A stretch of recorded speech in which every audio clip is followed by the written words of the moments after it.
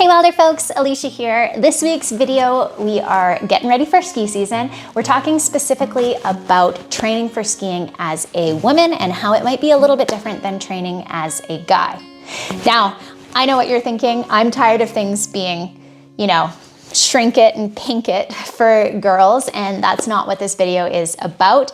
Most, if not, well, almost all of the training for ski season is going to be the same whether you are a female or a male. We still want that ability to repeatedly create power. We still get into a lot of the same positions. And we still want to be both strong and agile going into ski season. But the one difference that you might not know about is a little something called the Q angle. In women, our Q angle is bigger, and this makes us at a little bit more of a risk for knee injuries throughout the season than men.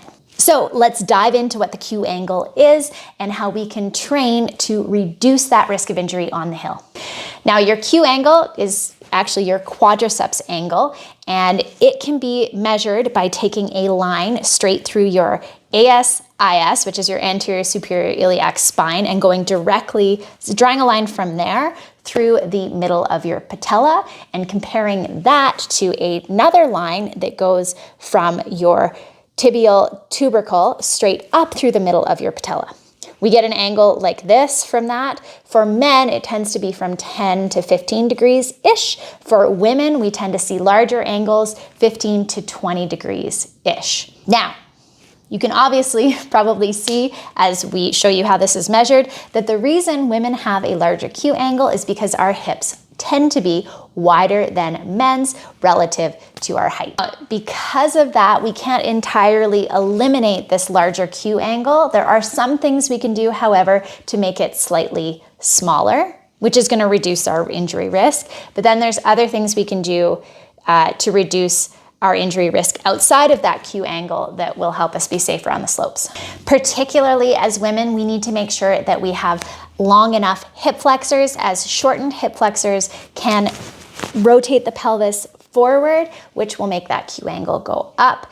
If we also have short adductors, just think of groin muscles when you think of adductors, that can rotate the femur in a way that increases that Q angle as well. The other thing that can increase it is short calf muscles, because when we go to flex, our body may work around that shortness by diving our knees in, which is going to make that Q angle bigger. But instead of thinking of these very specific things, instead we can just apply some principles to our training in the gym, and every movement we make to build support for the knee and empower us to charge hard when we're on the slopes. The first thing we can do is explore and build strength through the full range of motion that our hips have when we're in the gym. This controlled environment is an awesome opportunity to play with things like pistols and Cossack squats, so that if we get into this kind of position on the ski hill, we've already seen it in the gym. The second thing is to make sure that you are building up the back half of the body as much as you have built up the front half of the body. Incorporating heavy exercises like deadlifts, as well as exercises that specifically target your hamstrings and glutes, like glute bridge walkouts or Nordic hamstring curls, are gonna make sure that that knee is supported from the back and the front.